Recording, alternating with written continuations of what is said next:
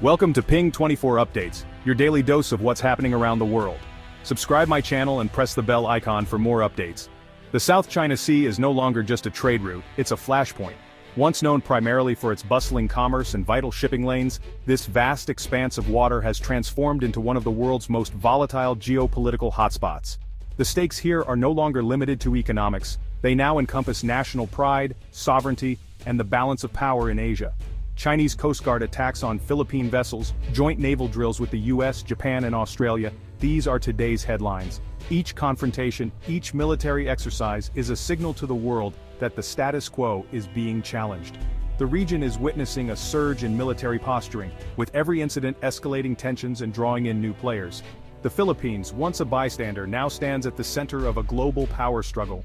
No longer content to watch from the sidelines, Manila has become a focal point for international diplomacy and military strategy. Its leaders are now forced to navigate a complex web of alliances and rivalries, making decisions that could shape the future of the entire region. Every incident, from ramming fishing boats to water cannon attacks, is broadcast worldwide. These acts of aggression are not just local disputes, they are international events watched in real time by millions. The world's media amplifies every confrontation, turning local fishermen and sailors into symbols of resistance and resilience. The world is watching as Manila refuses to back down.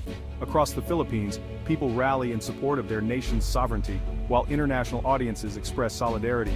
The determination of the Filipino people has captured global attention, inspiring protests and calls for action far beyond their shores. This defiance has turned the Philippines into a key player in the Indo-Pacific. Once overshadowed by larger powers, the country now finds itself at the heart of a rapidly evolving security landscape. Its actions and decisions are closely watched by allies and adversaries alike.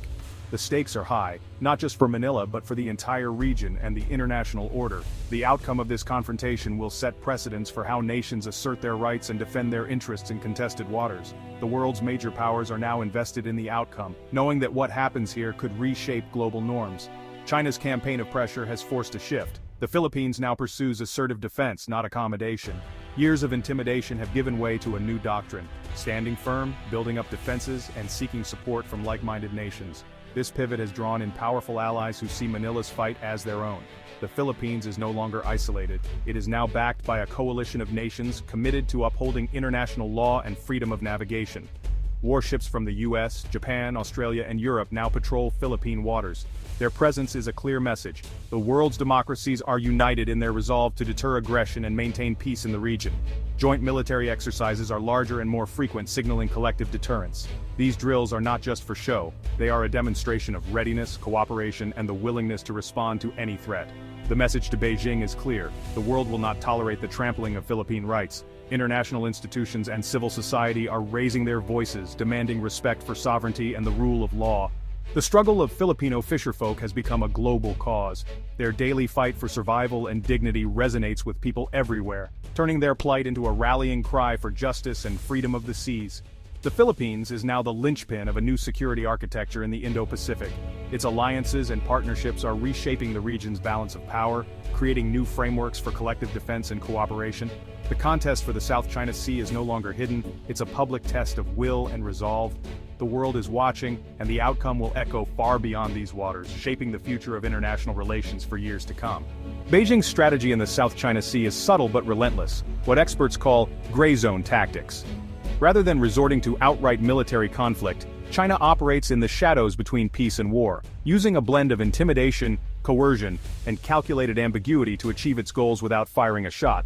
Instead of open warfare, China deploys its Coast Guard and a vast maritime militia to intimidate, blockade, and assert control over disputed waters.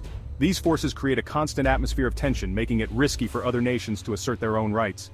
Disguised as ordinary fishing boats, these militia vessels swarm contested areas, harassing Filipino fishermen and disrupting vital supply missions.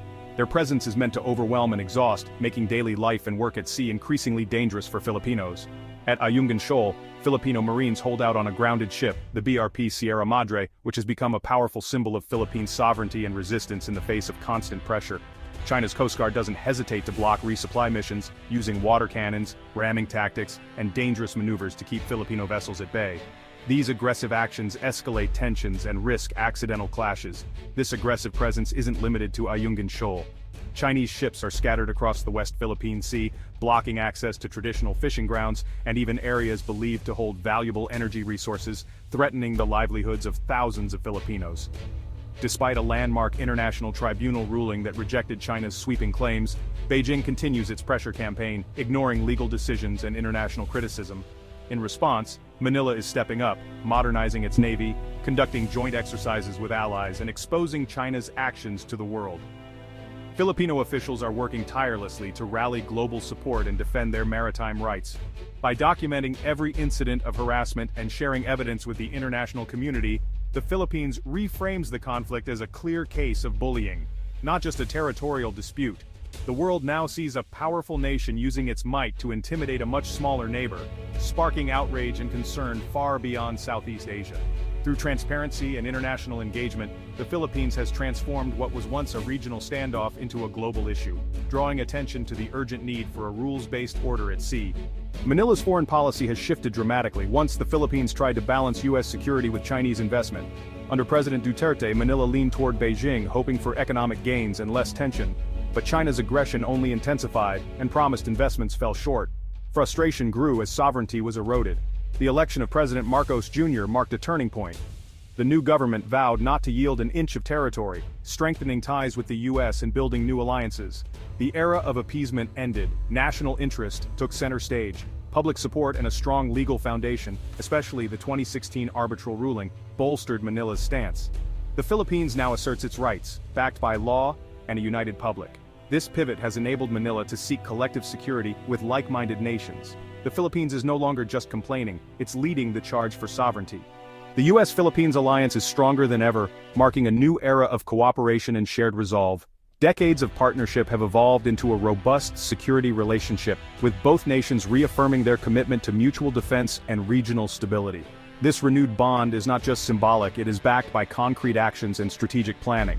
The Mutual Defense Treaty, a cornerstone of the alliance, now explicitly covers the South China Sea, a region fraught with tension and competing claims. This clarity removes any ambiguity about the U.S. commitment to defend Philippine sovereignty in these contested waters. U.S. leaders have made public, unequivocal pledges to stand by the Philippines, vowing to defend Philippine forces, vessels, and territory against any form of aggression or coercion. These assurances are echoed in high-level meetings and joint statements. Joint military exercises like Balikatan have expanded dramatically, now involving thousands of troops and advanced equipment. These drills simulate real conflict scenarios, from amphibious assaults to cyber defense, ensuring both militaries are ready to respond to any threat. The Expanded Defense Cooperation Agreement, or EDCA, grants U.S. forces access to key Philippine bases, including strategically located sites near Taiwan and the South China Sea. This forward presence enhances deterrence and operational flexibility. With these bases, both nations can rapidly deploy troops, aircraft, and ships in response to crises, whether natural disasters or security threats, demonstrating their ability to act swiftly and decisively. The U.S. is also investing in the modernization of the Philippine military, providing state-of-the-art equipment, advanced training, and real-time intelligence. This support is transforming the Philippine armed forces into a more capable and resilient force. With enhanced surveillance and intelligence sharing, Manila now has a clearer, more comprehensive view of its maritime domain. This capability is crucial for countering gray zone tactics and protecting Philippine interests at sea.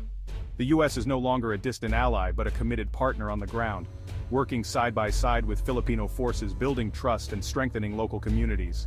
This revitalized partnership boosts Manila's confidence and deterrence, empowering the Philippines to stand firm in the face of external pressures and assert its rights. The Philippines now stands as a credible bastion of defense in the region, with fortified outposts and vigilant patrols safeguarding its sovereignty.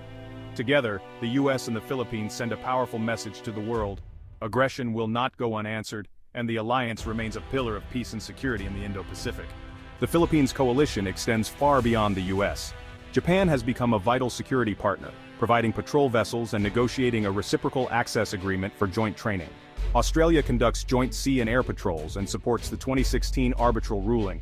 India has supplied the BrahMos missile system, boosting Manila's coastal defense. European powers, UK, France, Germany, have increased their naval presence, supporting freedom of navigation. These partnerships create a web of deterrence, isolating China diplomatically. The Philippines is now a hub for multinational cooperation. Concern over China's actions is forging new strategic alignments across the Indo-Pacific.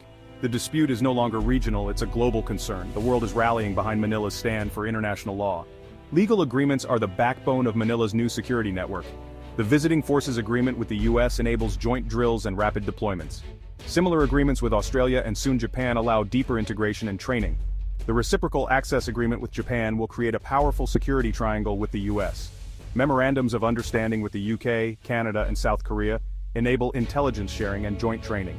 Each agreement strengthens the security net around the Philippines. This legal framework turns diplomatic promises into real, on-the-ground cooperation. The Philippines is now a central hub for allied operations. These handshakes enable hard power, making Manila a credible partner. The legal architecture is what makes collective security possible. The Philippines has woven itself into the fabric of regional defense. The Philippines sits at the heart of a flexible, dynamic security network. It's not a formal alliance, but a web of overlapping partnerships. Manila's strategic location and openness to allies make it indispensable for projecting power in the South China Sea. Constant joint patrols and exercises send a clear warning to China: aggression risks a multinational response. Integrated deterrence raises the cost of conflict for any adversary. Joint training and new hardware like BrahMos missiles boost Manila's capabilities. Intelligence sharing closes the gap with China's military might. Diplomatic support from allies isolates Beijing and legitimizes Manila's claims. The Philippines is no longer alone. Its fight is shared by democracies worldwide. This network aims to prevent conflict by demonstrating overwhelming resolve. The Philippines is now a porcupine, tough, resilient, and well-defended. Manila's transparency campaign is a game-changer. By embedding journalists and releasing footage of Chinese harassment, the Philippines exposes gray zone tactics to the world. High-quality images and videos cut through propaganda, shaping global opinion. This strategy unites Filipinos and garners international support. Clear evidence makes it easier for allies to justify their involvement. China is forced to confront its actions or spin narratives contradicted by facts. The transparency offensive undermines Beijing's credibility. Manila's use of information is a key asymmetric advantage. In this conflict, a camera can be as powerful as a cannon. The Philippines has turned vulnerability into strength. By rallying allies, it's now the linchpin of Indo-Pacific security. This new role brings both opportunity and risk. The message to China: the world rejects coercion and force. The coalition upholds international law and the 2016 arbitral ruling. Manila's strategy, firm defense, alliances, and transparency, sets a blueprint for others. The Philippines is now respected as a frontline state. The coalition will deepen cooperation with Manila at its center. The contest is defined by sovereignty and collective security, not aggression. Supported by its allies, the Philippines stands at the forefront, forging a future of freedom and stability.